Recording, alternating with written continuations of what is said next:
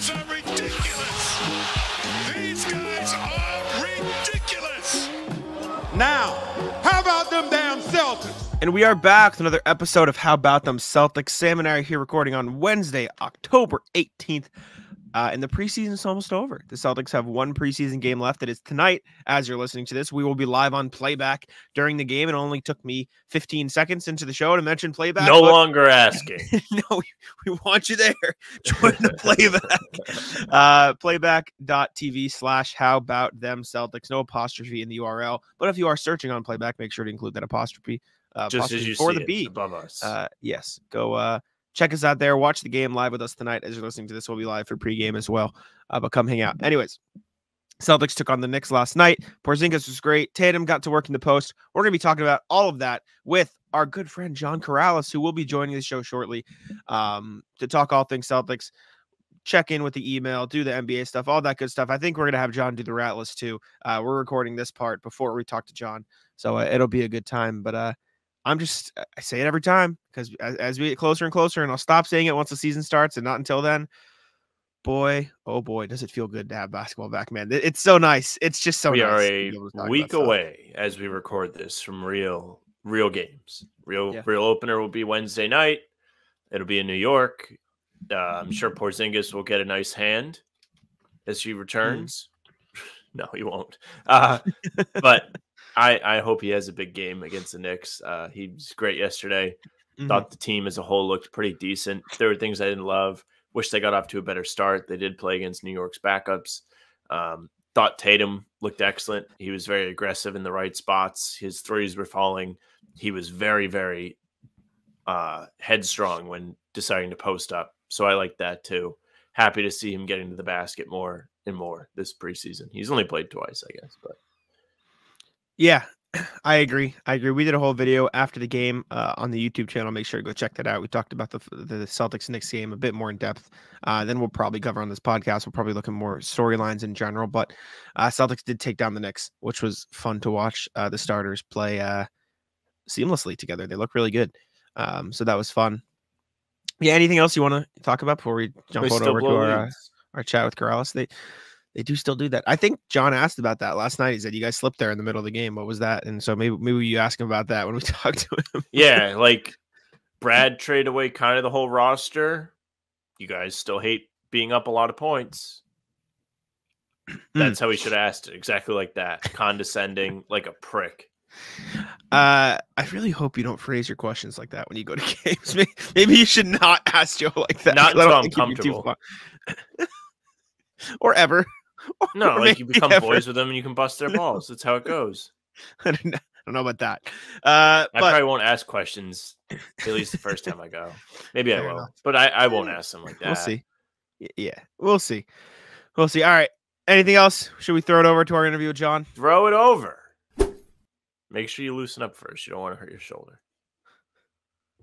It's our pleasure to welcome John Karalis of Locked On Celtics, the biggest Celtics podcast in the world, the biggest team-focused podcast in the world of basketball, at least. Is that correct, John? This is royalty we've got here on the podcast. It's a fluid kind of ranking system. So on some days I am in the top 10 of all basketball podcasts, and some days I'm down a little bit further. It's kind of like a momentum-based kind of thing.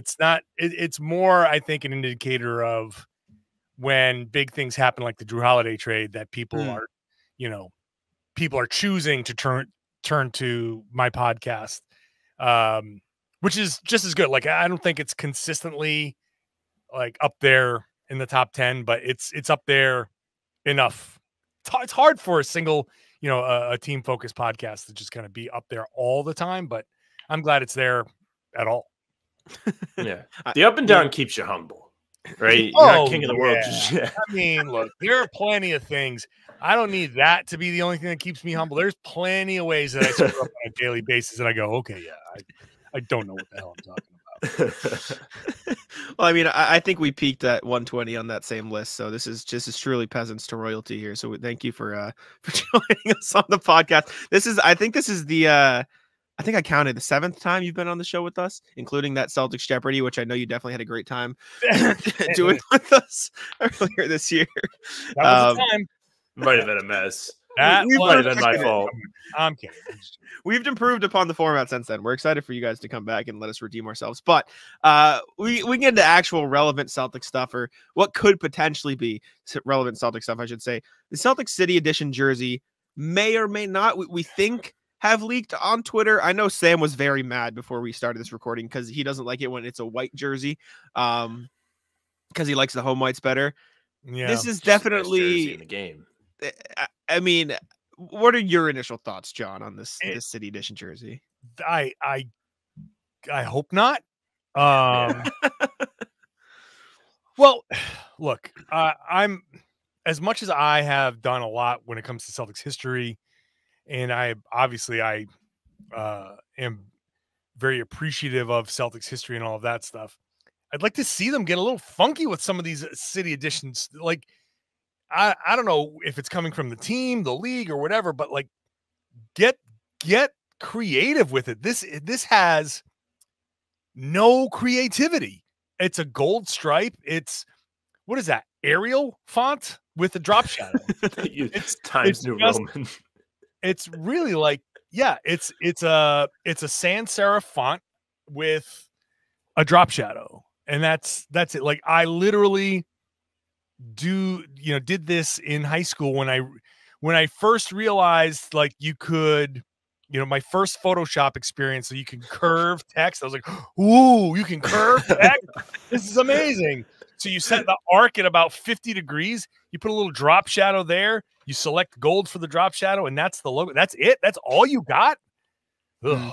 It's if that's where Nike is, then they got to rethink this whole concept of new City Edition jerseys every year. Like, do we need new jerseys every season? It's really lost its luster. Yeah, I mean, it's kind of insulting after Pete Rogers did 57 jerseys last year, and they just went with this. Like, he's just they need Pete on the keys every night, putting out something that's really thoughtful. You've got well put together. You've got the Dunkin' Donuts version behind you. Like, do something that's creative. I think the gas tank with the paint is a good. I've been pushing for a green line, green shorts, white top, black band type of thing that looks like a green line train in front of the old North Station Boston Garden. Do something. Get funky. This is. I just hope this is bad, because this looks like is a knockoff that they sell outside of an arena, or maybe if you go to a flea market or some sort of like dollar store, Ocean State job lot, where you don't have the rights to. It's from Rhode Island, so when you don't have the rights to the Celtics, you can put the name of a city in certain sort of colors. Like, this is something that when I was a kid and my parents came over from Greece and they're immigrants, they don't know any better. Like, this is what my mom would have gotten me. Like, I asked for a Michael Jackson jersey and she got me a Jeffrey Osborne. A Michael Jackson record, and she got me a Jeffrey Osborne record. This is the Jeffrey Osborne record of jerseys. Terrible. This is the you rock up at North Station and the guys like selling the jerseys and the sweatshirts on the rack at the station. Like, the fact that there's an NBA logo attached to it, like, this is the knockoff stuff. This is the stuff that you get for $15.99 at Marshall's. This is not an actual NBA jersey. It can't be. It's assault, is what it is. Sam's not a fan. I don't know. It's just weird. I mean, just get that T jersey that Sam has in the background. So sick. There's it's creative. I like it's that. unique. Yeah. Pete's the GOAT. We had Pete on last year to rank his jerseys. He did a Geno time jersey. He did a jersey based on the Zakem Bridge. There's so much. Pinstripes. Yes. And you can get that. Now, the good thing, what he's been doing is just jerseys. So he hasn't expanded into using the shorts as part of the the thing. Like, I think you can do a Zakem bridge idea using the shorts, like the V from the bottom of the shorts up to the waistband, and then the side piping on the jersey as one of the spires, and then across the front you've got the cables. Like, that whole thing can be done very, very nicely because the shape fits exactly what the side of a jersey would do. And then, like, I think there are so many ways you can get creative. How has Nike not thought of this stuff? You can still do green and white and gold, but incorporate some of Boston in that. Right. You got to hire Pete. At least they didn't get the heat culture ones. Have you seen the leaks of those? They're terrible. Oh no. Oh God. Oh, we got to pull it up. Pull it up. Hold. Yeah. Let me pull this up. We're at ruined John's afternoon. John. Tell me it doesn't say heat culture. It says heat and then culture underneath, but the culture, you're going to be none too pleased with the font if you didn't like the Boston font. I gotta find it. Oh man, wait. It might Culture Club, like Guild Culture Club, like with Boy George. And this is the one. This is the one that leaked. It might be a different one now, but this is the one that leaked. Isn't that terrible? What? Oh my! God. It's tragic. I mean, John, which is worse though, this or this Bulls one that leaked? I mean, at least. I mean, that's a lot of negative space. What are you doing? It's like, make the number bigger, do a logo on the side, something. Oh. Mm-hmm.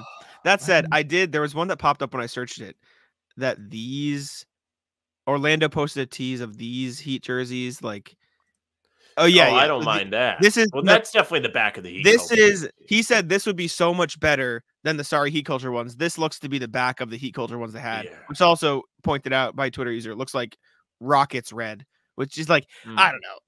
Who knows? We did a whole jersey catch up segment on our pod last time out, and there are some truly questionable ones going around the league right now. Nike meltdown. If you don't have a jersey concept that's going to be actually good, like the Miami Vice jerseys were cool. Like, that was different. It was cool, it was unique. Should have never got rid of them. Yeah, at that point, if you're not gonna like find something cool or unique, just don't drop. I think Zach Lowe mentioned this in a podcast or in a column recently. He was doing his most watchable teams league pass rankings, and he made a great point that not only do these jerseys, because they keep cycling, just drain the creativity out of the people designing them. When you hit on one, they don't keep them. So, like, when you hit on a great idea and everybody loves them, just keep them, make them part of the rotation. You can just come up with a different plan, like, later on. I don't know. I feel like, you know what I miss? I miss the special kind of nature of the alternate jerseys that every once in a while you'd say, they'd go through a season or two with the same set of like home road and one alternate or two alternates. And then all of a sudden St. Patrick's Day comes along and it's like, oh, look at this. Here's this awesome green and gold. Yeah. My absolute favorite Celtics jersey, the St. Patrick's Day jerseys with the gold and everything. Oh my God. So good. And then you'd have them every once in a while. But the rotation is just so all over the place, and you get a good idea and you don't get to keep it anymore. And it's just, I don't know. White on the road. How many jerseys has Nike made since they got this? Like, how many thousands of jerseys have they made for NBA? It's just, you can't possibly come up with good ideas anymore.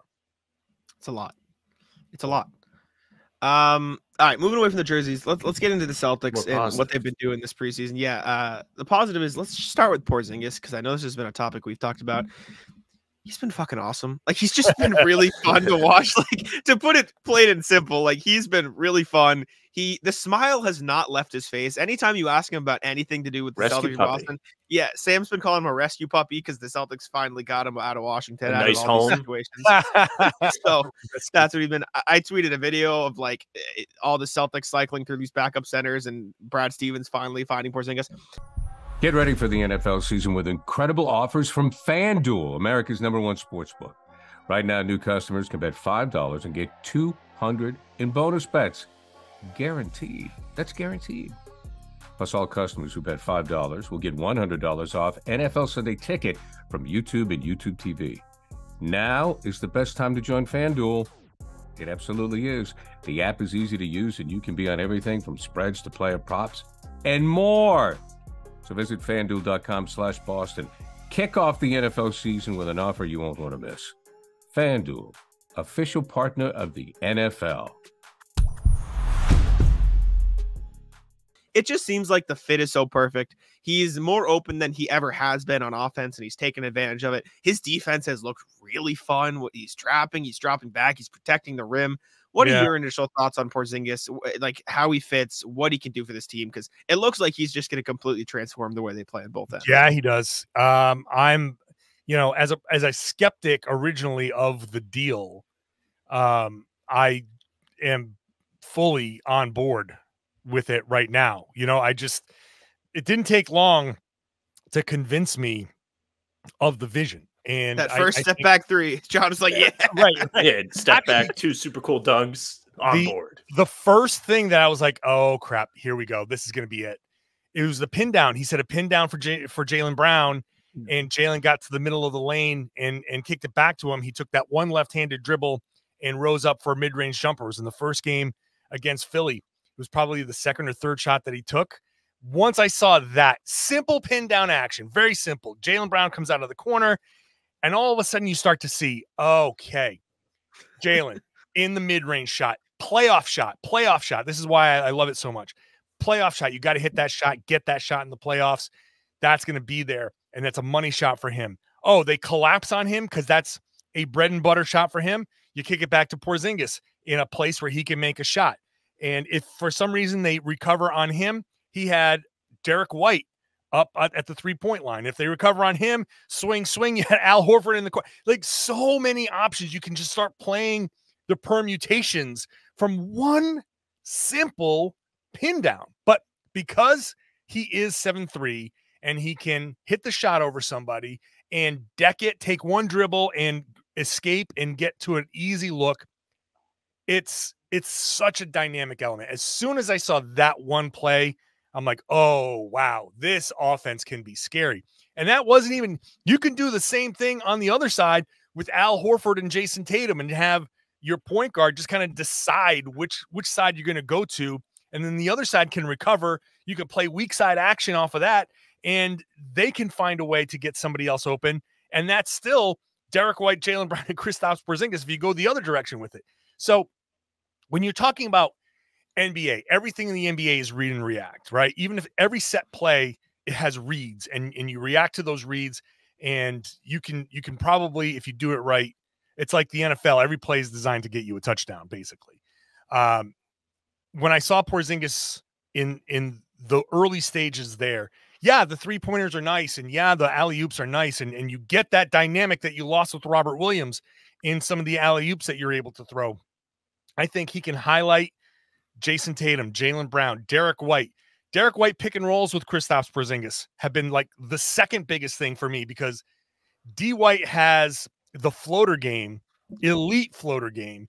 And because you have to respect that, you got to stay up a step higher in your drop coverage. And it allows Porzingis to just get that step behind the defense. The dynamics that he offers just offensively make me think that this team can be the number one offense in the league. And I think they could be the number one offense in the league by like multiple points over their second competition. That's how good I think this offense can be. And then you throw in the defense, where I think they're still kind of figuring themselves out. But you saw, you made a good point. Kristaps was like, hey, good eye on that one. That was a nice little moment for you. You made it, they're trapping. Porzingis has the green light to trap in certain situations. Joe has talked about a very underrated element to Porzingis being able to get out into the perimeter and move well and recover to get back to the rim. And he's so big and so long that he can do the rear view contest. He can block a shot from behind. It's the defense is still kind of, I think, a couple of steps behind the offense, but I see it. I see it with the Porzingis fit, and you add Drew Holiday to that mix, and I'm just like, well, there's a reason why Brad Stevens is running an NBA team, and there's a reason why I am sitting in my basement talking about the Celtics. Just hanging out. You're in the Auerbach Center, right? No, you're actually... Oh, yes, that's right. My basement is the Auerbach Center. Okay. He lives upstairs. I live upstairs. Yes, I wish I had basketball courts in my basement. I used to have a little hoop, but that was it, Yeah, I'm gonna say something. If I had hit the Powerball when it was like 1.7 billion, I would build a basement like this. Me too. Yeah, That's a dream. Cool. Absolutely. One extra thing about Porzingis, we talked about the rescue puppy mentality of him, but seriously, this is such a great thing for him to bring to the team because he's all in. He's willing to sacrifice points. He's coming off a career best-ish season with the Wizards, played a bunch of games, career high in scoring, still good rebounding output too, and he was efficient. Now he joins the Celtics team where he's playing alongside all these other great, talented guys. He doesn't have to worry about his numbers, but also it's going to come so much easier for him. I'm just so pumped to have him around.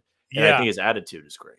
And I don't think anybody really understood how I don't know if he was always this kind of happy and open. Like I guess I've never seen a ton of Porzingis interviews, right? I've never really paid attention to how he's been in the scrum or anything like that, because why would I pay attention to Dallas or Washington scrums? And because he's never been in the playoffs, you don't get a lot of podium opportunities from him. So I've never seen that. Like, you ask a question that he kind of likes, he's like, that was pretty good. Like, he is engaged in the question. He's like, you mentioned something that, like, the alley-oop to the Peyton Pritchard alley-oop, he was like, oh yeah, I love that alley-oop. That was amazing. And like, who are you? Like, this is fun to have that level of engage. He just seems like a decent, like, person, and like, at least to us.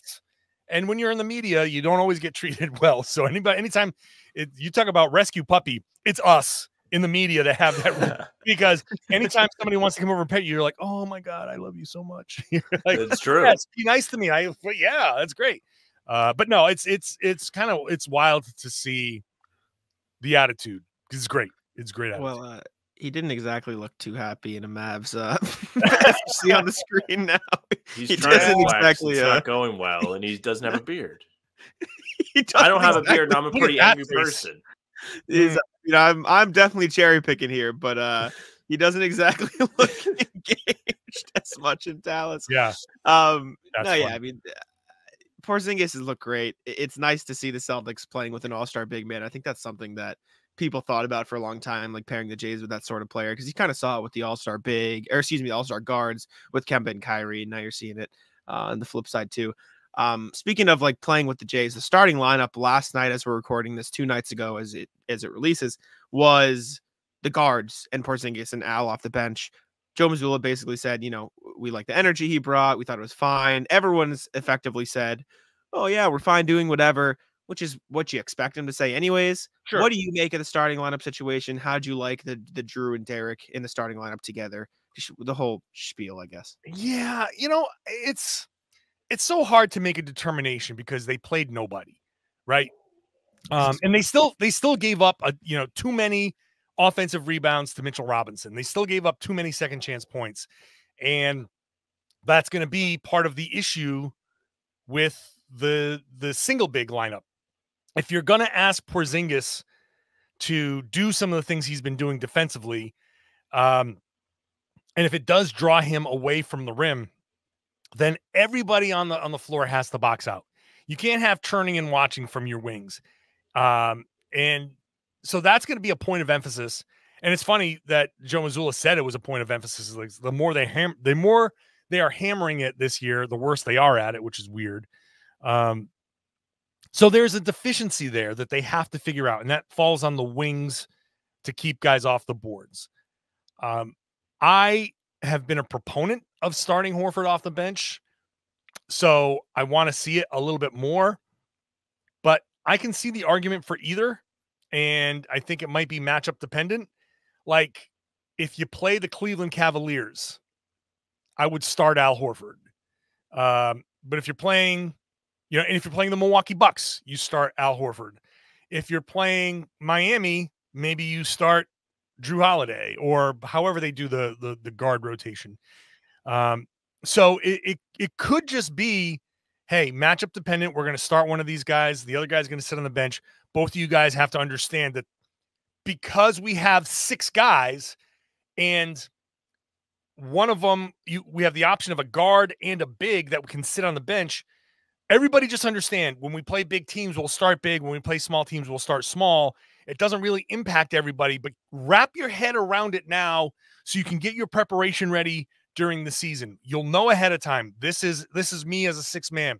Get your head in the game as a 6-man walking into the arena, and vice versa. So, but I still don't know if any one option has. Well, I don't think any one option has stood out at this point, because in the first game where they had everybody, Philly didn't play Joel Embiid or James Harden. And in this game, New York didn't play anybody. So I don't know how they're going to look against better competition, good competition. So unfortunately, because of the way the schedule has worked out, we're going to have to get into regular season November. End of October, all of November is going to be a sort of extended preseason for these guys. And then maybe the best option will present itself. And I'm open to both. Yeah. I personally was impressed with the amount of energy Horford was able to bring off the bench yesterday. It was awesome. kind of something that the two of us threw back and forth over the summer, because we're like, who's going to start? Even before Rob Williams was traded, it was like, do they start Rob or Al? And I was like, well, he's just like a steady player. He's not a big spark plug guy off the bench where he's loud dunks, big blocks, energy plays. But yesterday he did that. 5 straight points as soon as he came in. He was hustling, diving in for loose balls. You were surprised by that too, or do you kind of expect him to fill that role? Well, I mean, I didn't expect him to be going this all out in a preseason game. Preseason. But hey, you know what? I'm impressed by it. I think the leadership that it shows is important for the rest of these guys. It's like, you get into that locker room and, Joe Mazzulla said after the game, we had 3 clips at halftime, and they were all Al Horford and the plays that he was making. And I think everybody in that locker room is like, damn, how you can't have 37-year-old Al Horford be the guy with the most energy on the floor. You can't. And like, they respect Al, and they respect what he's done and what he's capable of. And I think if you're in that locker room and Al is the guy that's out hustling everybody, it's like, all right, I got to step my game up. So hopefully that's something that catches on. Now, of course, that was halftime. They came out in the third quarter and sucked. So that blows a big old hole in my theory. But I think generally speaking, that's the type of leadership. Like, if that was the case in the regular season, Al could like pull everybody aside and be like, hey man, I'm not going to be the only one out here running. Like, if as an old man myself, if I'm out there running and the younger guys aren't running with me, I'd like slap them all across the face, line them up Three Stooges style, and just right across the face and be like, hey, I'm old. I don't need to be running like this. And I certainly am not going to be running like this if you guys are going to be walking. So wake the fuck up and join me. Get on my level, or sit down and I'll tell Joe to put in Peyton Pritchard and, Delano Banton and those guys will run. And I think Tatum and Brown, as much of a superstar as either of them are, if Al Horford is like getting in your face like that, there's very much a yes, sir, sorry, sir kind of element to that. Yeah. Definitely. I would love to see more Three Stooges slaps in the NBA. I'm dying for it. I think there's an opportunity. Maybe some of the up downs too. Every timeout after you give up a big run, the players are just sitting there on the bench. There's a great opportunity for a coach to go right across all 5 faces. They're lined up for you. It's true. No one's taking that. I thought Ime Udoka was big enough to actually do that and not get challenged by it. So, and hey, look, Joe Mazzulla is like Taekwondo master, like or Brazilian Jiu-Jitsu master. You can go after him, but he'll get you in a submission hold. You'll be tapping out before the timeout's over. So, yeah, let him have the training's for. They're not ready to unleash the Stooges slap just yet, but once he's ready, black belt with all the stripes, then you'll see the Stooge slap. Maybe it's a playoff thing. Maybe it's a playoff, like a wake up. You're down. Maybe he could have unleashed it down 3-0 to Miami. Maybe after you like halfway through game 2 in that scenario, there's the Stooges slap and you don't go down 3-0. Yeah. You see the I think it was a question on Twitter last year. Which that's GM, analysis that you're not going to get anywhere else. I love that. That's the analysis that gets you to the top 10. Whatever it was. Take fucking notes, both of you. Well, if that was analysis, this certainly is. I think this was a question on Twitter last year. Which GM coach combo would win in like a Royal Rumble fight? Like who'd beat the shit out of each other more? I mean, I don't know about Brad, but Joe would be. Brad's getting backpacked. I mean, who would in a Royal Rumble? I mean, Brad's too nice. Maybe we say street fight. Maybe we make it a little more aggressive here. That's worse. At least the Royal Rumble, you got ropes and stuff. You can you can duck, you can hide. All right. Yeah, Brad would go out quickly, but I don't know. Brad's competitive. I think Brad might be like Brad would be sneaky heel. Like he would like Johnny Cage, like drop into a split and nut punch you, and like just to survive. Yeah. Like, can't you see Brad Stevens being like, how, like, if you can turn around and trade Marcus Smart and Robert Williams in the offseason, you can point that way to distract the ref and throw salt in somebody's eyes. You can absolutely, because he wants to win. He'll do anything that it takes to win. So I think Joe Mazzulla would last a long time. But he's small, and I think some of the bigger guys can kind of pick him up and just like whatever. But I think Brad might have a few tricks up his sleeve to kind of last longer than you think. He's gonna let the anger out. He's calm all the time. It's true. Yeah, maybe it's like Incredible Hulk kind of thing. Like you mess with his hair and he just snaps into a rage and blacks out, and next thing you know, he's like roundhouse kicking people. That's why the hallways in the Auerbach Center are so big. So I've heard. Back in the day when the wrestlers would reach under the ring and pull out brass knuckles and do some illegal shit behind the refs. That's Joe Mazzulla would just grab some random shit out of his pocket, just be like, "All right, guys, like this is done for you." My favorite is that any foreign object was deadly. Didn't matter what it was. They would give them. They would have something wrapped in white tape, and it's a foreign object. And it would look like this is a remote. Like they would just give it to him, and he'd be like, "Boom!" And the guy would, microphones. Yeah, like what was more deadly to an opponent in wrestling than a championship belt to the forehead? Completely every single time. Why hit somebody with a huge chair shot when you could just hit them with that championship belt? Same effect, same thing. You essentially just push him with the belt. It's very simple. Like any foreign object, it didn't matter what it was. It could like. Here, he threw him a plastic water bottle. Too soon. They did that to Kyrie. No. John, over the summer when we were bored, we did a segment called Sam's Reddit Post of the Day. And if you don't mind, we'd like to bring it back because we saw this question and we thought you'd be a great guy for it because of how long you've been covering the league. Okay. So I'll stumble through the read. This is from the NBA Reddit community.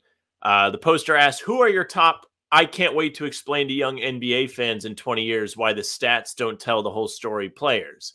They say, I hope this question makes sense. I couldn't think of a better way to word it. Anyways, this post is inspired by was XXX player from the early 2000s. Actually, great post popping up all summer. So who are some of those guys that you think you may have to be like, hey, this guy didn't suck to all the youngins when they start logging onto Twitter?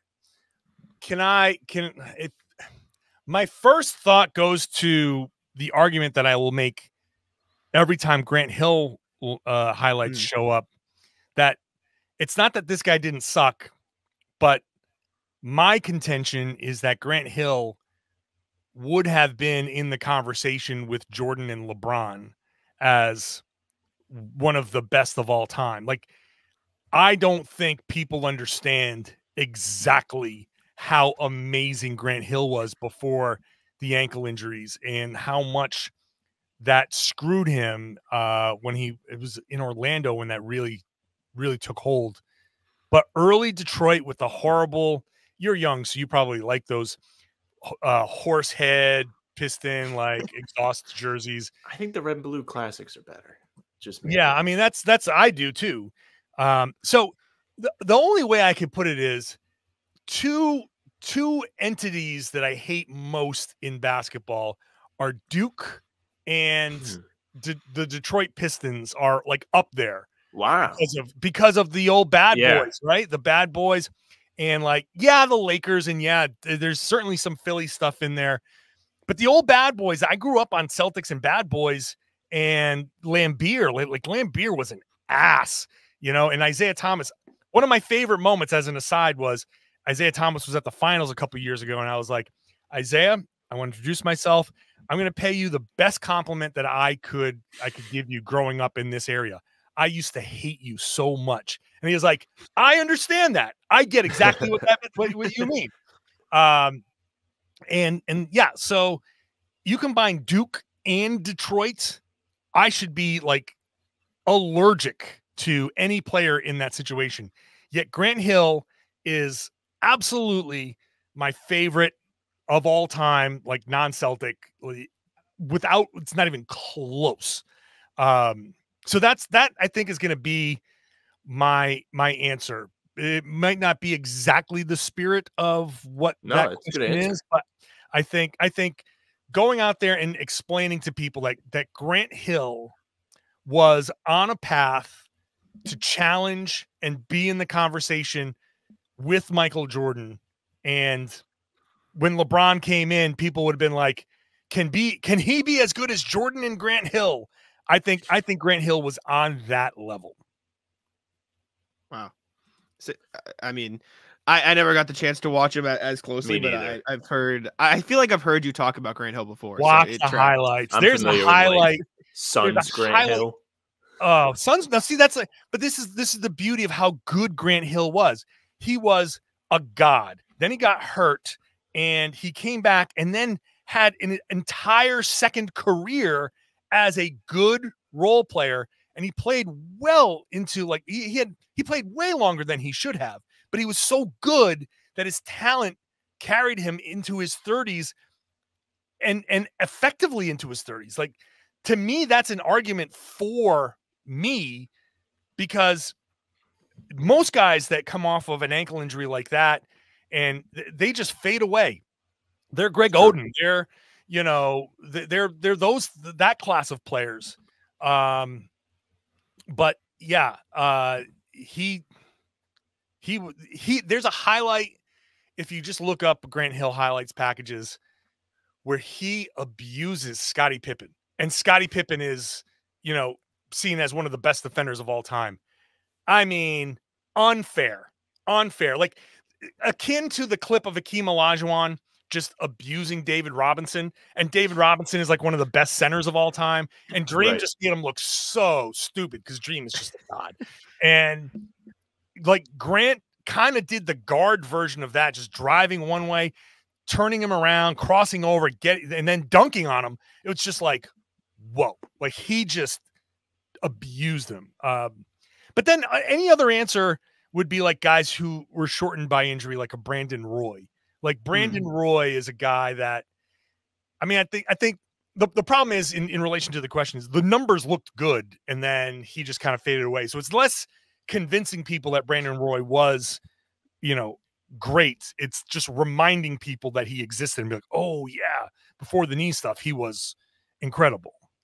Blazers got robbed. They had the record they had with LaMarcus, Brandon Roy, and Greg Oden when they all actually played was what, 50 something, and like they had a massively great record with those guys. That was the Blazers had like a couple of eras where they easily could have had a couple of championships. The Clyde Drexler, I'm drawing a blank on all the other guys. Porter, right? God, I can see his face. But regardless, that Clyde Drexler era Blazers, that team was so good. They just couldn't win the championship. And then if health had cooperated, the Brandon Roy, LaMarcus Aldridge, Greg Oden, those teams, if those guys were 100% healthy, that was a dynasty. That was a dynasty in the making. And they couldn't get a championship out of any of that stuff. What a checkered injury history they have going back to like Bill Walton. Just people talk about the Clippers being cursed. Yeah, well, that was just a shitty decision. But the people talk about the Clippers being cursed, and people don't really say that about the Blazers, but the Blazers kind of are Clippers light. It's also probably because people just see their draft history and they're like, well, maybe they deserved it for, passing on Kevin Durant and taking Sam Bowie and taking Thomas Robinson and taking you can go down the line. Yeah, I won't fault them for the Kevin Durant. I mean, in retrospect, but like Greg Oden was the consensus guy. I know Danny Ainge will tell you otherwise. And there were plenty of people who thought Kevin Durant was the guy. But I just remember going through that when I was doing redsarmy.com, we had a page called Operation Odin. And like it was just keep on tanking. We're going to start covering all of the Ohio State games where he was playing, because everybody get ready for that number 1 pick, Greg Oden in Boston. That's going to change everything. Luckily, it went the way it went, and the Big Three was formed, but we were full on Operation Odin back then. And then, like, at the very end, we're like, we should like include like Destination Durant at the end, just kind of like, because this kid's starting to come on, and we might be the guy. Yeah, and that's what's happening. All right, last thing before we let you go. So I don't think you've been on the pod since one, we changed our name to How About Them Celtics, and 2, the inception of what we call the Rat List. And I'm going to put it on the screen now if I can get it up here. Yeah, I have to add the file because I had to remake it. But the Rat List is effectively people being rats. And the background is this an old Janos kind of reference? Is that like... Oh, I didn't even catch that. It is not. Sam, explain the inception while I fix the background. Yes. Because I sold here. The Rat List, the rat comes from a good friend of mine when I was working in news. He's an umpire. So when people really give him a hard time on the diamond, calls them rats. He calls anybody that complains to the official a rat. But the term has blossomed into anybody that just kind of makes your day annoying, whether it be drivers or anybody else. Jack loves to pick on drivers. I love to complain about drivers. I'll start. This is a little bit morbid, but as an example, my Rat List bonus one that I saved from the recording earlier. My mom is one of those very cynical, straight to the point people. Now she's trying to get a little bit more information on this year's Celtics team, so she's asking me about like things that have changed. And I was talking to her about Kristaps. I was like, "You won't believe it. This guy's so big. He's 7'3", and she responded by saying, "Wow, he's gonna die early." That was her response. So I will Rat List her for that. So is she of the opinion like a Great Dane lives to 7? So like she the Great Dane of humans, like she suggested we nickname him the Great Dane. The Great Dane is what she said. Right. Yeah. I mean, Jack. I mean, I'm 6'5", so that kind of puts me in the lower range. So can I Rat List your mom too, or is that crossing? Yeah, you go ahead. Yeah, go ahead. Yeah, I mean, another perfect example. Just making me face my mortality on a basketball podcast. That's brutal. Another perfect example for you, if this is basically a platform to complain about stuff, to make fun of people who do rat-like things. Another perfect example of somebody who could potentially be rat listed. If we had Jay on the pod, would probably rat list Jan Packard for this image that is now. Yes, that's the best. That is amazing. It's like, I mean, there's the beauty of it is the forced perspective too, because Jay is like 2 feet behind Porzingis in the background there, so he then looks smaller than usual. But it looks like Porzingis is dropping his 8-year-old off to school, and he's got like He's got the backpack. He's got the hat, the mismatched hat jacket combo, because he's like, Kristaps was like, no, wear your blue hat. And he's like, no, I want to wear my orange hat today. And he finally, fine, shut up. You can wear your orange hat. And he's like, he sees the neighbor and like the kid's crying. And he's like, oh, hey, kids, right? And so, he's standing defiantly while he's supposed to be walking towards the thing because he didn't get to take his stuffed animal with him to school. Like And then there's Brian Robb also documenting this. Like he's right there, like getting his camera ready. Like, look at this I understand how ridiculous this image is. I saw Jay with the clenched fist, and my first thought was, this is when your 5-year-old son gets out of bed at night to ask for a drink of water. Yeah, he's asking for a drink of water. He's like, Mom, please, or like, Mom, I threw up. Come help me. What an amazing image! This is amazing. Smithsonian has to be his like profile picture. Like, yeah. If anybody knows how to hack Jay's Twitter, just so I can make this his profile picture. I don't want to do anything. I don't want to tweet anything. I just want to make this his profile picture. The funny thing is, like, after the game, like, so he's walking out right here. Like 30 seconds later, I walk out behind him and he says, how do I get out of this building again? So I showed him towards the tunnel. So I'm walking next to him. And Suichi Terada of Mass Live was like, he makes you look so small. It's ridiculous. It's like, yeah, it's a little outrageous. It's crazy. I have a picture of me with Ambi Mutombo that makes me look really small. Oh. Pull that up.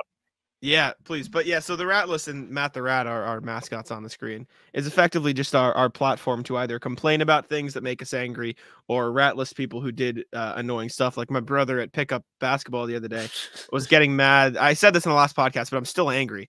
Or he's getting mad because his team's losing, and when Henry is my brother gets mad, he just fouls. When he's awake. Yeah, when he's awake. For context, Sean, my brother has narcolepsy, so Sam always says he needs to stay awake more.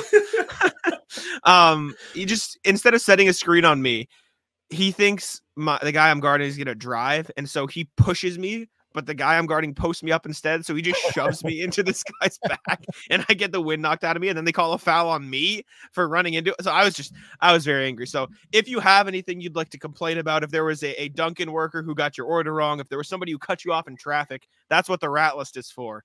If you've got anything that comes to mind, I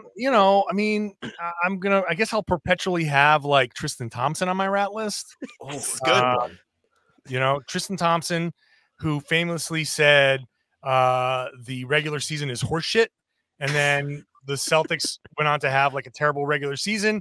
And I remember being able to ask him on a Zoom at the end of the season, be like, "So you said the regular season is horseshit. Still feel that way?" And he was like, I knew you were going to ask me that question. And then he was like, obviously you got to blah, blah, blah, blah. I'm like, inside I was like, fuck you, man. Like this is a good Rat List. Yeah. So Tristan Thompson forever on my Rat List. Yep. Also on my Rat List, anybody who doesn't use the zipper method to merge into traffic, right? Like, yeah. Yes. I do every time I'm driving to the Garden. I have a drive up from Rhode Island. And there are a couple of instances driving into the tunnel, and like it's every other car. It's a very simple process. Every other car, zipper your way in. Every once in a while, someone zooms past to try to get in. I'm like, what does that accomplish? You are now literally a half second ahead of where you were going to be before, and you've stopped traffic. Everybody behind you is pissed. What are you accomplishing? You've accomplished nothing other than inciting rage amongst everybody. So, anybody who does not use the zipper method to merge into traffic is on my Rat List. And that was extensive yesterday heading into the Garden. As always, as per usual. I broke out. I shared the screen on Google Earth to explain my road rage earlier on the podcast, or maybe later on this podcast, but it gets bad. It gets bad. Yeah. I guess technically that's going to be after this, but I think that's about it. Any other, I'm glad we like to give guests a platform to get their rage out. We talked to Jake Fisher of Yahoo Sports last week, and what did he rat list? He rat listed, I think he was a coffee shop worker or just some retail worker. Like he was at the eye doctor, and he said, they told me They told me you got to have this copay might cover it. And then he said, does it really? And she goes, no, I'm just told to say that it might. And so he's like, ratless the people who told this lady to lie to me. So that reminds me of another rat list. Since we're expressing rage. How about, since we were talking about doctor's offices, how about doctor's offices who cancel appointments last minute on you? And if you were to cancel last minute on them, they would charge you for the appointment. But when they cancel on you, they aren't charged. You don't get money from them. You don't get a freebie. You don't get the next appointment comped. No, nothing. It's what about that? That's a good one. Yeah. Did that happen to you recently? Is this what happened to my wife? Happened to my wife. Okay. Yep. Bingo. Yeah. All right. Well, thank you for entertaining the rat list. I'm glad you got some release. Stepping into the nonsense. Nice place today. Nice place. But yeah, thanks, John, for joining us on the show. You can follow John on Twitter at John_Karalis and Locked On Celtics and all that good stuff. I will say, whenever I'm looking to see how our YouTube channel's doing, I just go to yours. It makes me a little sad, but it also gives me a goal to strive for. So you can at least look at the trends. Yeah, we're like, okay, he's down to 8,000 views today. We're down to 200. I guess John's down from 10 to 8, so it's a slow day. But yeah, seriously, we appreciate you coming on the show. When I remember having a conversation with my wife when we were doing this whole thing, switching to YouTube. I was like, do I want to do it and all that stuff? And like the first like the beginning of it, you're like, oh wow, 100 views is amazing, and then 200. Yeah, it's all about sticking with it. Honestly, it's really all about just hitting that next goal. And once you get, I don't know, how many subscribers do you guys have? 1,500 something. Yeah. So that, I'm sure once you hit 1,000, you started probably noticing like a little bit of a accelerated subscription. So like you're starting to get monetized. YouTube will be like, hey, we want to monetize this because we want money. So keep working and just play the SEO game, and that's it. You'll be Jack's the king. Yeah. Oh yeah. We like throw back and forth on the titles sometimes when we need the ideas. I mean, we've been posting. That's also daily on my rat list. That's also my rat list.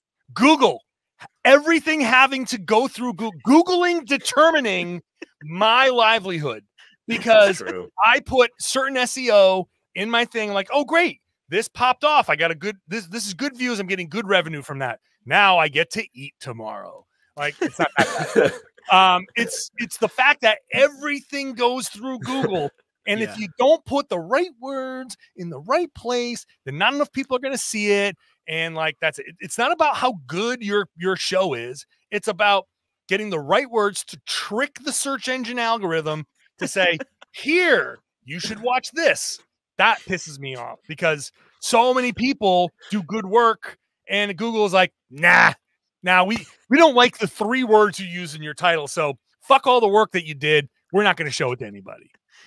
Absolutely. I mean, we've been posting daily since June 1st, which was fun when it was free agency. But when we posted Oleg Balcherowski highlights, it was less fun. Funnily enough, though, that's like the 5th most viewed video on our channel. So people just like Oleg in Summer League for whatever reason. Little tip. These foreign... Oh yeah.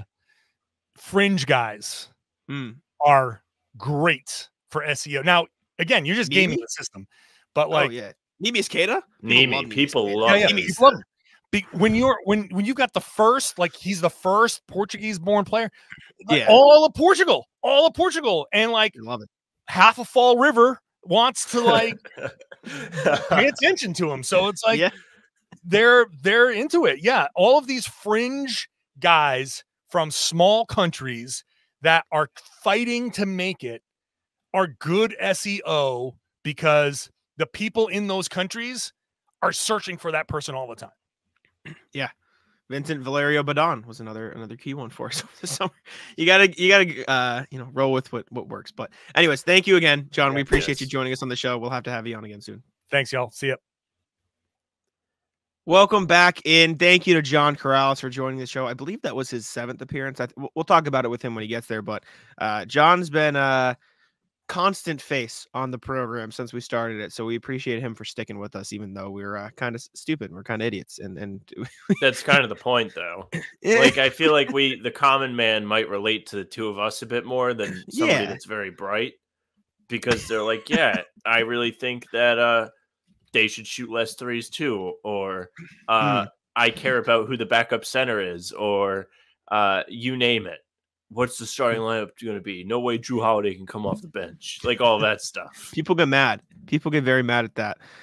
But let's go to the emails. Let's check in to see what people had to say. I don't think we forgot about you guys. And when I say you guys, I mean RJ. Thank you, RJ, for hanging out with us. The man. Yeah. RJ, use all the guards. Evening, guys. I had to miss the pregame banter because it was my choice for the family TV night, and we all watched the game together. It was fun for my 12-year-olds, and I enjoyed it, even if it was a little rocky in others. It also gave us a glimpse of what the bench depth chart looks like.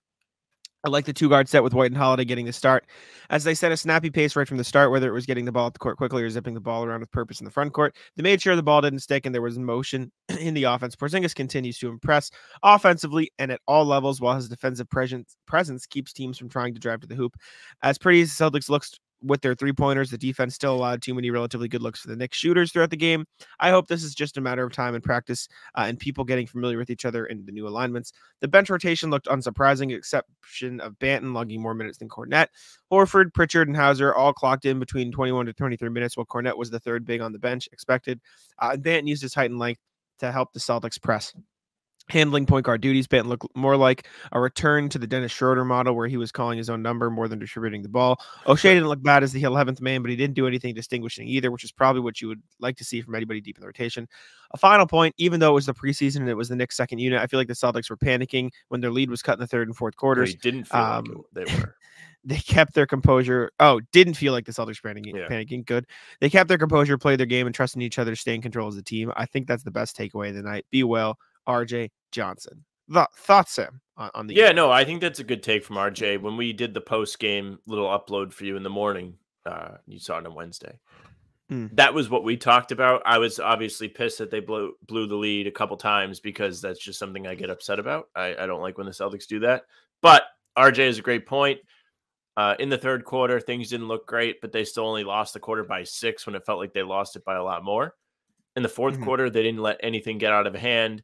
Porzingis and Al Horford were on the floor at the beginning of the quarter along with Peyton Pritchard, and they managed to put the game out of reach. Now, the deep bench guys kind of almost gave it back, got to single digits again, but any of the big boys did not allow it to happen, which is good. Yeah, like RJ said, they kept their composure to some degree, which was nice to see. I will say on the Banton versus Kornet part, I think part of that was probably that Banton got a lot more garbage time minutes, and so he was in when it was sort of like, okay, we don't care anymore. We got our rotation in. I don't think Banton will play much in the regular season outside of that.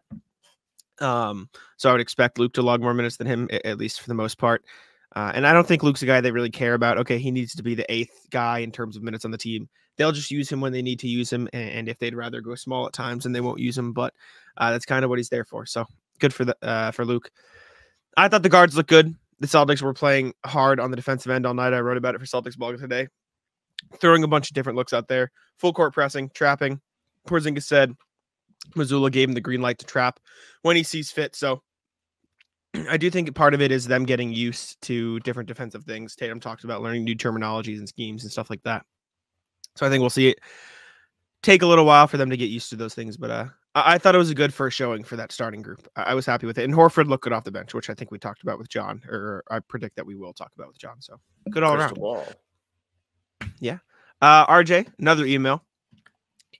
In the deep end of this offseason, Morning Jack and Spider Sam. How do we feel, Sam, of that? I like that. That was probably going to be my Twitter name for a day on Friday. There we go. This year might be the most consistently I've followed any sports team during its offseason. A large part of that is thanks to you two and HBTC. We appreciate you. Thank you. Not just publishing every day, but putting up stuff that's worth following, including the rat list and the trivia and the calorie count game. You didn't breathlessly clickbait BS or Strive views. Please see our Peyton Pritchard. Peyton Pritchard cooks Jalen Brunson. We appreciate you for watching anyways. We thought it was fun. What was the other thing somebody said was clickbait? The Drew Holiday. I don't back that one as much. I thought that one was I don't think that was clickbait either. I mentioned all this because as we get game action, it becomes easier and easier to misread one's game results as a trend. Holiday's on the bench for the first preseason game, or Alice subbing in against the Knicks. Banton and Brissett got time as the 10th and 11th guys, and everyone is going, what does it all mean? Like the old jokes, sometimes a cigar is just a cigar. Trends will emerge, strategies will come into focus, but those things require more than just 1 or 2 data points. I appreciate you guys keeping an even keel while online versions of AM radio cranks are shouting mindlessly. Keep up the good work, even if you are in your Spider-Man underoos. Sam, be well, RJ. Are you in your Spider-Man underoos? Ooh. I might actually wear these. These were a Secret Santa gift. They got the little comics. That's a great gift. Those are sick. Yeah. I like those. I had Minecraft ones. I've never been like a pajamas guy though. I usually like I have these sweat shorts that I just wear everywhere. Okay. Like I always have like a house pair of shorts. I'm a big pajama pants guy. I enjoy them. They're comfy. Big on pajama pants. Yeah, I don't think you can read too much into it. I do think these couple games are going to be Missoula's way to test the lineups. With how well Al came off the bench last night, it wouldn't surprise me if that's what they roll with. I mean, but that's also just because I have had the opinion of that's what they should do. So I liked it. That's my preference. I know, Sam, you were hesitant to Al to the bench. Is there any update on your thought process since then?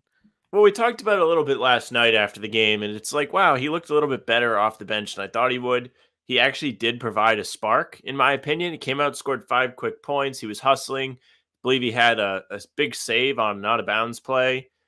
He looked very energized off the bench, which is not something I really expected for him as he transitions into that role. It's not something we've seen from him throughout his career, really. He only did it in Philly, and he wasn't very good there. So that was the big red flag to me. But instead, you actually saw a pretty productive showing from him. The starters looked okay together, and when he came in the game, things went up to another level. They scored 40 points in the first quarter, and they only had 18 when he came in, 21 when he came in. They did a really good job when he was on the floor. They looked good. Yeah, I'm in, and it sounds like from everything the Celtics are saying, or the guys are saying after the game, like Porzingis was like, we just want to win, we don't care. Tatum was like, one of the 6 guys is gonna have to sit, knowing that it's not gonna be him, but still he's I was gonna say, why don't you sacrifice? Yeah, well, what? Maybe not. Maybe Tatum. You want to save his legs? Imagine Tatum comes in and plays against all the bench guys. That would be funny as hell. That would be funny as hell. But there's no world. there's no world where Tatum comes off the bench. But thank you to RJ for tuning in with the emails. We appreciate you. Let's move on to the NBA portion. I think we did some NBA stuff with John, but we have some more NBA news to get to because we did bulk of our Celtic stuff with John. And we will start here with the latest on James Harden. James Serrani reporting. James Harden is a no-show at Philadelphia 76ers practice today. Sources tell The Athletic Harden has not been present with the team since Sunday. Joel Embiid said on Harden, he wasn't here today, so obviously I think he probably had something more important to do, or something came up. Something came up. Good cover up. I saw somewhere and I forget where. How can you not like Embiid? That dude is so funny. I'm sorry to talk over you, but he is hysterical. No, you're not. Don't lie to me. Well, I think it was worth pointing out. You have to give him a shout out. Maybe he gets traded here someday. You never know. But I think he's just hysterical. I don't get how people consistently. I don't like the way he falls around. But all right, back to you. Friend of the pod, Jake Fisher, reporting just as he was during Sixers media days, James Harden is in Houston instead of Philadelphia for this morning's team practice, according to league sources. So just not with the team. And like Embiid said, he's just got better stuff to do, I guess, which this whole thing's weird. It's just kind of hurtful. I mean, James Harden, Houston kind of picked Dylan Brooks and Fred VanVleet over him because there was rumblings that he may go back this summer. Well, you saw what happened there, right? What's that? Apparently the thing was Houston was ready to offer him a max slot and everything, all this good stuff. And then it came out that Harden wanted to lead the league in scoring again. And Ime Udoka said, no, we don't want you to do that. Ime was like, whoa, wait. Literally, that is what happened.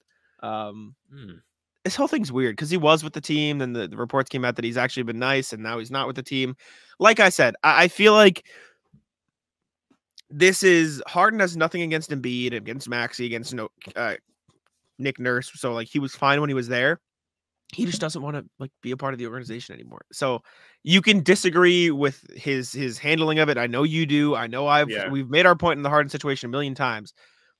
It's just weird. It's just weird. And then the reports came out that it's weird too. Yeah, but the reports came out the Clippers aren't willing to part with Terrence Mann in a deal, which I stand by. Is just fucking stop. Just trade him. Just trade Terrence Mann. Get the deal over with. That shouldn't be the whole. They're posturing. It's what Miami did all summer, and it bit him in the ass. because they're like, we're the only team that's willing to make this move. So we're going to keep the guy we want to keep, and you guys can't do anything about it. And as of right now, Philly can't do anything about it, but they also don't have to trade Harden. There might be a little bit more pressure on Philadelphia to trade Harden just because the season's about to start and they actually want to compete. Whereas Portland, even if like the season started and Lillard was still there, it doesn't really make a difference for what their objective is as they go in. I don't really know if I'm a member of the 76ers, how I feel about this. Tyrese Maxey talked to Redick about it. He didn't seem that upset. But I feel like if I'm Embiid or I'm even Maxey, maybe less Maxey because he's going to get a little bit more opportunity if Harden is sitting out and pouting and everything. But you're kind of pissed. You're like, damn, like we were almost in the Eastern Conference Finals last year. We had the Celtics. You know, we want to run it back. We got a little bit of extra help this summer. Brought in Kelly Oubre, who looks good. Paul Reed's looking comfortable off the bench or in the starting lineup in the preseason as Embiid has not played yet. I don't know how I feel about all this. If I'm on the Sixers, I'd be kind of irritated. It's weird. I get it. I was more saying it's weird because of how many guys were saying, yeah, Harden's been great. Like Maxey could have just said, yeah, Harden's been there. It's been fine. Like he didn't have to be overly No, nice. it's He true. was like, Harden's been awesome since he's been there. This was when he was on the JJ Redick pod. So I truly believe like Harden has nothing against his teammates or Coach Nurse. He just really doesn't want to be a part of the organization because he feels, regardless of your opinion or my opinion, he feels that they screwed him. So he's just mad. So you can disagree with the way he's handling it. I don't think he's handling it well. It's from an outside whack perspective, situation. it is always like, well, can they really pay him? But if you're in the situation, they're like, they're going to pay me. You would be heated if they're like, maybe we don't pay you. Sure. You would be mad if they say they're going to give you millions of dollars and then they say, psych, we're not going to give you millions of dollars. Probably not fun. But there is that. Speaking of the Clippers, Sam, you're putting it on here. The Clippers are earning back your respect. I did see this story, but since it's your thing, I'm going to let you rock with it. Yeah. So I was on Twitter this morning and I stumbled across this story where the Clippers kind of earned a little bit respect back from me after pissing me off royally in June. So apparently a Clippers employee went on Twitter this summer and used a burner account to start a rumor that Taylor Swift and Austin Reaves were/are dating. After the tweet was sent, it was a singular tweet and it somehow blew up. Stories about a potential Reaves-Swift romance began springing up in Yahoo 17, the New York Post, and Sports Illustrated back in June, according to Google Trends from June 4th to June 10th. The search terms Austin Reaves and Taylor Swift went from having a popularity score of 0 to the maximum of 100. So they created quite a stir, the Clippers did. That they did. But this actually could have went the other way, and this comes from Fox Sports' Melissa Rowland, by the way, for credit. You've seen over the past month what Taylor Swift has done to the NFL. The NFL made Taylor Swift their cover photo on Twitter. When she is at games, half the talking point is that she is at the game. Yeah. Had she been involved with the NBA, it could have been kind of terrible. For us, yeah. It wouldn't have been fun. I mean, that's a lot of nonsense you're going to have to deal with and listen to. Yeah, I wouldn't have enjoyed it. It's weird. I'm a big fan of Taylor Swift's music. You have the shirt. And I like Taylor Swift, but I don't want to like hear about it every time. But you understand why the NFL does it, right? Like you have to, like it is just smart marketing. If you're the NFL, do you really have to do that? Like you have all these numbskull idiots every week that just sit in front of the TV and drool on themselves all day. Exactly. And those people are going to watch no matter what. You got them. They're locked in no matter what they're watching. Yeah, they're watching. It is true. You know who's not watching? 14-year-old girls, right? You know who's watching now? 14-year-old girls. How else, in what universe outside of this? You see what they're doing with the slime games, the Toy Story games. They're trying to appeal to audiences that don't care about the NFL. This gave them the perfect opportunity to apply to an audience, and they never would have gotten otherwise. And so you have to. You objectively have to, because all the people who are mad about Taylor Swift are going to fucking watch anyways. That's what I love so much about the NBA is it's so niche, such a like cut off like aspect or group of people that enjoy it. It's like the people on Twitter, and that's it. Like if you're in, you're in, and if you're not, then you kind of like stay out of it. You start letting people in, it becomes a problem. Like, I'm pro gatekeeping when it comes to the NBA. Oh, my God. Shams. See? Joel Embiid is that's signing an endorsement deal with Skechers. That's all time. That's So what does that really say about Skechers? They now have Joel Embiid, who was the MVP last year. He's never made a conference finals, in Julius Randle. Yeah. What do you mean? What does it mean? Well, I mean, if you're Joel Embiid, kind of a bad move to associate yourself with Julius Randle. I have to imagine they gave him the most disgusting amount of money that you can possibly imagine. Right? No, they definitely gave him like, here's 50% of the company. Yeah, they gave him some crazy shit. Oh my God. By the way, did you see Caleb Williams, the USC quarterback, wants a percentage of whatever team drafts him? Interesting time for that to come out after he shit the bed against Notre Dame on Saturday. He was terrible. He threw like 3 picks. We bet on USC. It was not good. Still tough.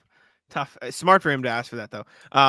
It looks like Embiid signed or wore Skechers shoes at practice the other day. I will say, though, he went from Under Armour to Skechers. Lateral move. Yeah. Outside of Even though Under Armour has Curry, I wonder if Skechers can do anything fun with these guys, though. Because, like you said, lateral move, but Under Armour has done some cool stuff with Curry. Like, I think people actually like the Curry shoes. I've never personally worn them.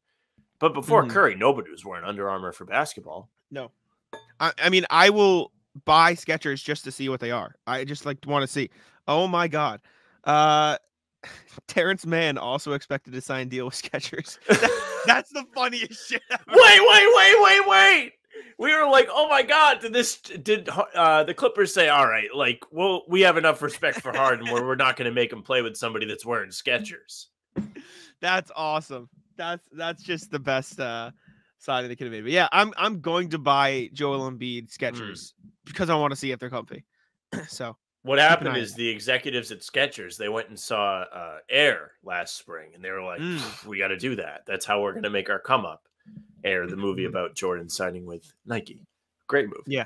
I mean, I have owned Skechers recently in the last few years. They're comfy. They're very comfortable. The memory foam, very nice. So we're going to have to see if they make good basketball sneakers too. You can laugh. Skechers are funny. Jack, who told me when I go to Celtics practice, I really need to step up my sneaker game. Also, did Jack, I say that? Yeah, you did. You said that to me. I think you said that. No, I said I need to step up my sneaker game. Yeah, that's what I just said. Oh! I thought you were like telling me that I mocked. Oh, like no, I did. No. Yeah. Now Jack is ready to buy Skechers. I'm not gonna wear Skechers to practice. Actually, you know what? Maybe I will. Maybe I will wear Skechers to practice. What of it? That's fine. They can bully me. I hope the day that you wear Skechers to practice, and I'll bring this up to John when we talk to him. I hope somebody takes a picture of your shoes and posts it on Twitter and makes fun of you. I'm gonna wear Crocs to practice sometime. See what John says. Maybe they won't let you back in. John hates Crocs. He does. I'm going to bring it up to him on the pod. Yeah, I want to hear this with him. I'll let you guys go at it. Kenny King the fourth quarter tweeted, Skechers picked up 2 untouchable players and Julius Randle in one offseason. It's true. But let's move on. Next NBA thing we have is Calvin Booth, who is the GM of the Nuggets, recently talked to Kevin O'Connor of The Ringer, which we talked about on the pod. Basically said a bunch of stuff like, I warned teams shouldn't sign Bruce Brown. Also said that like we couldn't have 2 guys who can't defend on the same roster, so they traded Bones Highland. Yeah, he said they're going to be a dynasty. They traded Bones Highland because he can't defend. They also said Michael Porter Jr. can't defend. And then to the media today, I know we've brought this meme out 3 times in the last 2 minutes, but he literally goes, whoa, wait. I mean, that's literally what he did. He goes, under no circumstances would I make or approve those kind of comments for public consumption. That's not my character as a person or an executive. Very telling. Still said it. Yeah, very telling. You just go, I would never make them public. So you'd said it, you meant it, you just didn't know you were on the record. I mean, I guess that's kind of fair because you just don't want that message going out to the public. But like, also, he's a GM. Like, yeah, this is how he goes about his decisions. Like, what he said isn't that outrageous. The problem was he kind of threw Porter Jr. under the bus, being like, that guy can't defend. Yes, I agree. Just weird behavior. It's very funny. I thought it was respectable. I was like, damn, all right, like whatever. But do you think MPJ's mad though? Like that's dangerous. Like to be playing after a title you're wanting to go back to back. Like I think if you're MPJ, you have no choice. If you get mad, you also have to get better. Like you can't just be like, wow, he was mean to me and he criticized an aspect of my game that I could be very effective at. If Ben Simmons. Yeah, it's the Ben Simmons maneuver. Yeah, so you have a choice. You can be Ben Simmons or you can get better. Yeah, I agree. And last thing, sticking with the Nuggets here. Calvin Booth also paying him quite a bit of money. He is, yeah. MPJ very rich. MPJ very rich. Last thing, sticking with the Nuggets here. Nikola Jokic not the last thing, but just a horse girl. Second to last thing. Nikola Jokic is just a horse girl. It's just funny. Did you see the video of him at practice? So yeah, I did see it. We're getting to the point where the bit's dead. I don't think so. The summer's over. I don't really care that Jokic doesn't care about basketball anymore. I relate to it because like not everybody likes their job as they go in X amount of hours per week. Mm-hmm. But also like, all right, cool. Well, it's not a bit. It's just he just likes horses. And he's definitely leaning into it a little bit. I don't think so. You think Jokic is leaning into a social media bit? Dude doesn't give a fuck. I think he's no, leaning in, no, maybe not all the way in. I think he's doing it more than he's ever done it. No, I think people are showing it more than they've ever shown it because he is popular. Maybe and that's won the title. That's not a bad point. You're also just a cynic, so you're just an asshole. No, the time has come for me to turn my back on Jokic. You're the worst. You hate stuff the general public likes. As soon as do. like more than like 10 people enjoy something, you just said fuck that. Except for Spider-Man, clearly. Yeah, well, Spider-Man's spectacular. Just amazing. All right. Okay, NBA. Considering going back to East-West for the All-Star game. Commissioner Adam Silver said Wednesday during an appearance on ESPN that the league is considering going back to the typical East versus West All-Star game format per Tim Reynolds of the Associated Press. Personally, I think it's a W. Instead of the draft or instead of the draft? Nah, out. I don't think they've maximized the potential of the draft. Like, they don't want anybody to get their feelings hurt. They did the what do you mean no? They did the reserves first, so there would be no last pick last year. But then still, you know, like they're being like pussies about it. Like either do it all the way or don't do it. That's kind of the point of this. That's why people watch. They want to see who the last pick is, so they can be like, haha, that guy sucks, even though he's an all-star. We all knew who the last pick was, though. Like, we're not stupid. Like, it's not like they avoided it. Everyone knew it was Lauri Markkanen, right? Like, it was obvious, duh. Yeah, but I mean, like, them even trying to cover it up is stupid. Like, just don't. The draft has given the draft has given too many fun moments for it. No, I think it has too. I think the Tatum Brown back and forth is always fun when it happens. No, I mean like the actual like draft, not even just what's coming. I don't like, watch it, so I Jokic passing up. Jokic last year thought he was the last pick, so he walked out in front and said, "Okay, I'll join your team," and just cut off Lauri Markkanen. Like Lauri was just sitting there, like, "Oh, okay, I'll be the last pick." Like Jokic, basically, it looked like Jokic was saying, "I'm better than this guy. I know you're picking me." So he walked up and joined LeBron's team. And he afterwards he goes, "I didn't even know Lauri hadn't been picked yet." And then a couple years ago, when the James Harden issue was going on with the Nets, Kevin Durant picked Rudy Gobert over James Harden, and Charles Barkley calls him out on Twitter. I like the draft. I enjoy it. I think it's fun. I think it's good when it's televised. Also, Giannis picking Dame over Drew Holiday, telling future. Maybe that's why they did it. They were like, can't have this tampering. Yeah. Never know. I enjoy it. I do like the East West though. I like the format, but I like the draft as well. So like I guess I'm indifferent. I think both have their you know what they need to do? Fuck all that. Wear the normal jerseys. Like have some logo. Yeah. I was literally about to say the same thing. It's so funny you brought that up. That was gonna be my final like little tidbit on this is I think it looks cool when they all just wear whatever uniform of the team they're from and then they have an all-star patch. I liked but then they can't make extra money. That's what I'm saying. I like the compromise they made when they had the black and white with the team logos in black and white. I think that was a good compromise. So I enjoyed that. Even do it in like, if you want to keep the red and blue or the purple, yellow and purple or whatever. You just make a purple version of the Celtics jersey. Well, no, out on that. Cause I don't want a Lakers colored Celtics jersey. I don't like that idea. Well, then don't do it. Just do the black and white. Agree. Okay. I'll back it. All right, Sam, we're getting rid of who he play for. And I'm going to ask you where he play. I'm gonna look at former NBA stars. And you have to tell me what country they signed in. Okay, sure. Because there's no more players that you wouldn't know what team they're on. So we're gonna play this version instead. And maybe I'll throw John. This has gone away from inform the viewers of where players have gone in the offseason to make Sam look like a dick. Yeah, correct. We'll start with Shemi Ojeleye. We'll start with the former Celtic. He's signed. Shemi is. Oh man. I actually don't know. Like I think I know, but I know my answer's wrong. Just he plays. He plays. Does he play? This is really bad. Does he play in Spain? Is he on Barcelona? He doesn't. He does play in Spain, but he's not on Barcelona. But I'll give on you Real Madrid.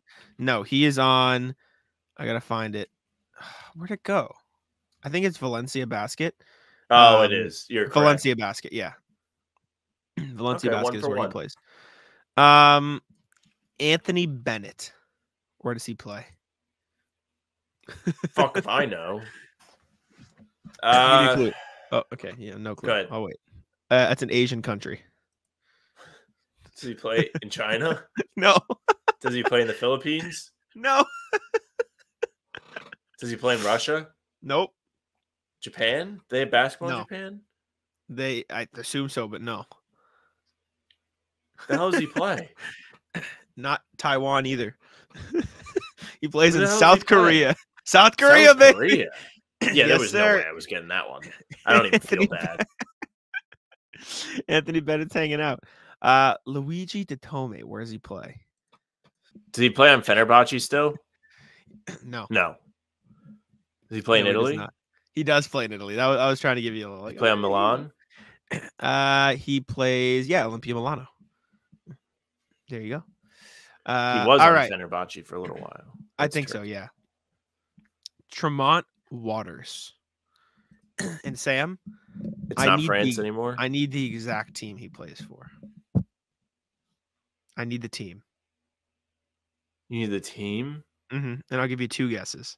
Is it in France? No. I'll let you guess the country, but then you have to guess the team.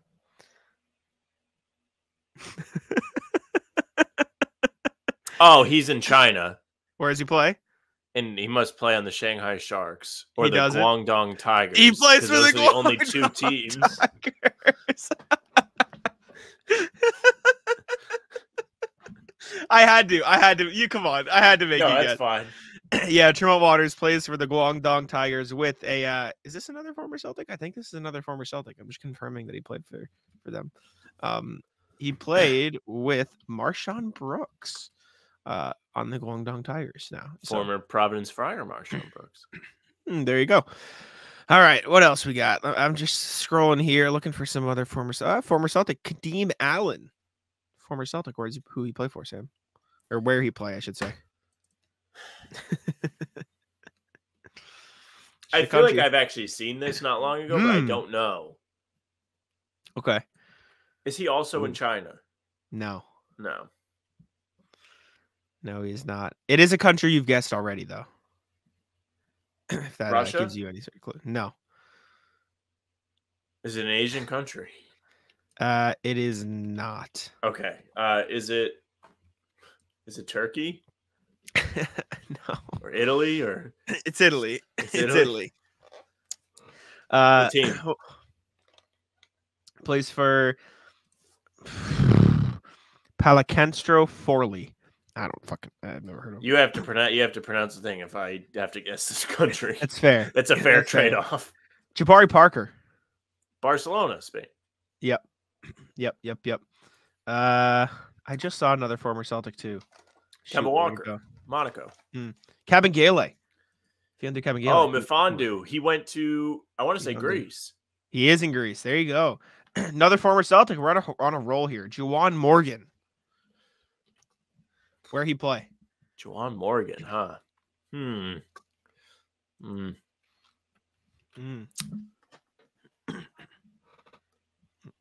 don't know. What do we got? I feel like he should be in the G League. Like he's not that far away from like when he was in the NBA. He was in the NBA. Overseas. Title. It's a country you said already. Is he playing in Turkey? No. It is. It's Russia. Russia. Plays in Russia. Yep. All right. Let's get into a little bit of rat list. We're gonna do rat list with John too, so this won't be a super long rat list. But Sam, I'll let you kick this off here. So the first rat list, I forget where I was yesterday. I was somewhere. And like, you go in. Oh, I was in a Jersey Mike's, actually. I was in Jersey Mike's. And you go in. And for one thing I noticed about Jersey Mike's is the workers will talk to you. Like, they definitely are like instructed to strike up a conversation, which is impressively probably easier than you would think. But I asked this one person, I was like, oh, like, they're like, how are you doing? I'm like, oh, I'm good. How are you? And they say, well. I hate when people do that. I hate when people say, well, when you ask them how they're doing, because yeah, it's technically the right thing to say, like the correct grammatical way to respond, but nobody talks like that. So you're just a rat, right. Especially after I've already said good. Like, just understand the level of like competence you're dealing with and just play to my level. Like, you don't have to try and one-up me. That's like when I was at the place and I was like, you have a good night. And they were like, you have a great night. I was like, well, fuck you then. I hope your night's actually terrible. Yeah, I back that. I agree with you. I'm going to rattle as Duke. So I slept in today for the first time in a while because I'm getting up early for practice, or earlier than normal. I should What's say. your sleeping in now? I got up at like 11. Maybe. What's your getting up early? Like 8:39. I woke up at 9 today. Yeah. Okay. It was fantastic. It's different levels. I wake up to Duke like whining louder than I've ever heard him like complain and bitch about stuff. Right? You get him a muscle. He has moved his cage. He like nuzzled his way to the cage. I let him out of the cage. He runs to the toilet and starts drinking. He was thirsty. He was sitting for like 3 minutes straight. He was just really impressive that he thirsty. Can run. Yeah. Well, I say run. It was a limp jog. He's like, come on, I need water. He fucking hustles over there. So yeah, ratless Duke for A, waking me up, and B, just moving his cage, and ratless myself for not putting Matt the Rat on the screen. Yeah, what are you gonna do? Ratless, my basketball equipment, just overall. It's been a bad week for things that I own basketball related. So my new Tatums that I think I showed on the camera have perished. The bottoms were coming off of them on Sunday night when Jack and I played. Luckily for me, Nike will let me send them back, and I'm going to get a new pair, which is exciting. So kind of anti-ratless to Nike, but then ratless again because they handle the NBA jerseys, and we all know how we all feel about that. So there's that part of it. Also, ratless my basketball. My basketball, I think, has a hole in it, but I don't know where. And it keeps becoming deflated. Now, I initially thought that this was part of the weather. When it gets cold out, the air comes out the ball. But I was playing yesterday, and I had to pump it twice. So I think this ball has perished, which sucks. I like the ball. Yeah, that's whack. I agree. All right. I'm going to move Matt for a sec. I made Sam remind me, but I remembered myself. I'm bringing out the diagram. I'm so angry. This shit makes me so mad. So, for those not watching on YouTube, which you should be, I pulled up Google Earth. This is the parking lot I was in, Sam. I was right here-ish, like around right here. You see the starting point? You see the dot I made? Where I was there. Car is. Yeah. Mm-hmm. I am going this way. Going to exit. Come around I here, like that right? you can do this. This is fun. I do too. This is very nice. I hope it lets me do another one. So made that. You saw the path there. Yep. Somebody else coming here. George on the road. Trying to come into this parking lot, correct? Well, technically they would be coming from the other side. Sure. Yes. Sorry. Yeah. You know what I mean. Coming from the other side. It'd be really ratless if they were coming from that side. Just driving down the wrong side of the road. So I go like this, right? I go around here to exit. Yep. This person does one of these. I am driving. I want to beat traffic. I'm going to take this angle. Oh, they cut you off. And then they flipped me off. Oh. I was so fucking mad because I go out the entrance and I deadpan stop, like I'm coming along, and I like screech my brakes to a halt like here, right? And he like comes in, he looks at me, and I look at him like this. I'm like, what are you doing? Like laughing at him. He just goes, fuck you. I'm like, it's like that the 50 Cent meme, fuck me. What do you mean fuck me for? Yeah. Like, you were wrong. That was the closest I've ever been to getting out or opening my window and saying, like, you're a moron. I didn't do anything. You're a fucking idiot. So there's that. And then while we're in Google Earth, let me mosey on down here real quick. Oh wait, let me see if I can find it here. Sorry, we're gonna be doing a little. I can We're just traveling. go. Yeah, we're traveling. I want to get to Duncan so you can understand. Here it is. So this is the Duncan I was going to. So I went from there to here. Right, I'm coming through the. This is an industrial park. I am coming into this drive-through. You see it here? Drive-through. Yep. I'm coming in here. I am driving this way to try to go here. I'm really making use of this pathing thing. It's fun. I like it. Somebody is coming out of the Dunkin' drive-through, and they inch out here to try to get out in the middle of the fucking exit. They block you. So I have no way to get through. Now, sometimes if I'm feeling nice and there's nothing around and it's fine, I'll be like, just go anyways, right? Just in general, right? Because if I'm not in a rush or am I being an idiot, whatever. Not only was I forced to do that, they then waited a second, like, oh, do you want to go? Like, they did the whole dance. You're like, I don't have a fucking option, so just go. Like, don't do this dance where you're like, oh, are you gonna cut me off? I cannot cut you off because you didn't leave me enough space to even get into the place where I should be able to go anyways. Like, just fucking go. Ratless, the worst. It is terrible. People can't drive. Pisses me off. Tank is correct. Needed it. Do we save the rest of the rat list for John, or do we do the rat list court? Oh yeah, do we want to do that quick now? I don't know if we have time. Yeah. We should save Ratless Court. I don't think we have time. We got to go jump on with John. So we'll save Ratless Court. Thank you all for tuning in. We appreciate you very much for stopping by. Again, we'll do more Ratless and stuff with John. So well, actually, you would have fucking listened to that by now. Thank you all for tuning in. Make sure to check us out on playback, where we're live tonight if you're listening to this on Thursday. Spotify, Apple, all that good stuff. And I will let Sam take us out. Hey, thank you very much for listening and watching. If you're watching, you're on the YouTube channel, whether it's ours or CLNS's or CLNS's other one, make sure you subscribe to ours. You can hit the notification bell and you'll get all of our daily uploads right to the front of your phone screen. And it's like, hey, go watch this video. You can also find us on Spotify and Apple. You can listen to us there if you want just the audio version. Follow us. Leave a 5-star review. Say something nice.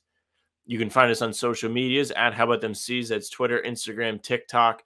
Facebook is just the name of the podcast. You can find Jack on Twitter at JackSimoneNBA. You can follow me at Sam LaFrance NBA. That's it for us. Bye. Tic-tac-toe. Come on.